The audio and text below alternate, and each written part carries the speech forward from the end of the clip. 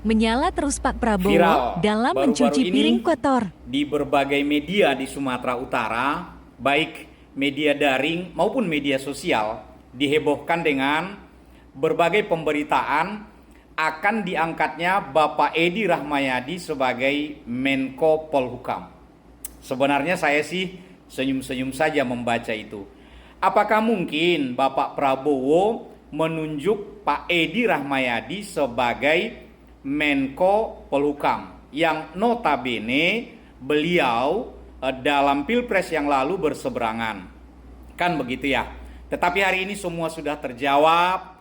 Paling tidak ada dua hal yang bisa saya apresiasi terhadap langkah-langkah yang diambil oleh Bapak Prabowo terkait dengan reshuffle kabinet atau perombakan kabinet berjamaah jilid 2. Yang pertama, orang-orang yang ditunjuk beliau saya yakin disambut positif oleh pasar. Nanti kita lihat bagaimana nilai tukar rupiah dan lain sebagainya setelah pelantikan hari ini.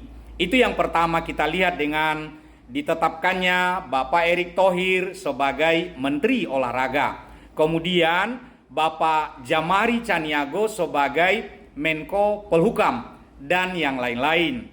Nah, ini sebuah langkah-langkah yang cukup bijak dan saya yakin telah dipikirkan cukup matang oleh Pak Prabowo dengan tim.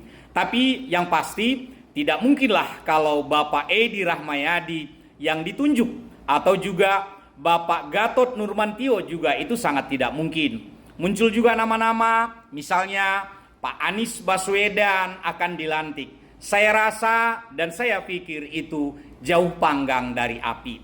Selamat untuk para pejabat yang ditunjuk dan telah diambil sumpah oleh Bapak Presiden hari ini. Itu yang pertama.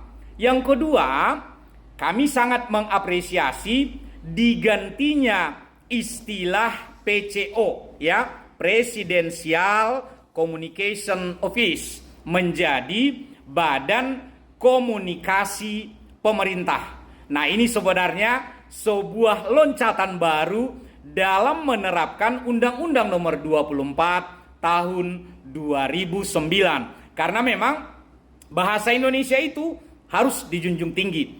Baru-baru ini kan ada Pak Prabowo menanyakan apa itu daring. Sebuah pertanyaan sederhana sebenarnya. Namun itu menjadi viral karena Pak Prabowo, ya kita patut mengapresiasi karena bahasa Indonesia lebih diutamakan. Contoh tadi kata daring ya, yang selama ini semua menganggap adalah online. Padahal harusnya daring dalam jaringan, bukan online.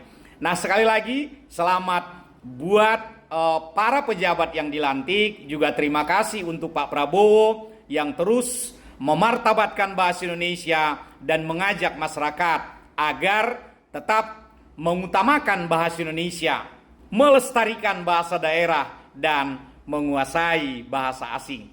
Terima kasih.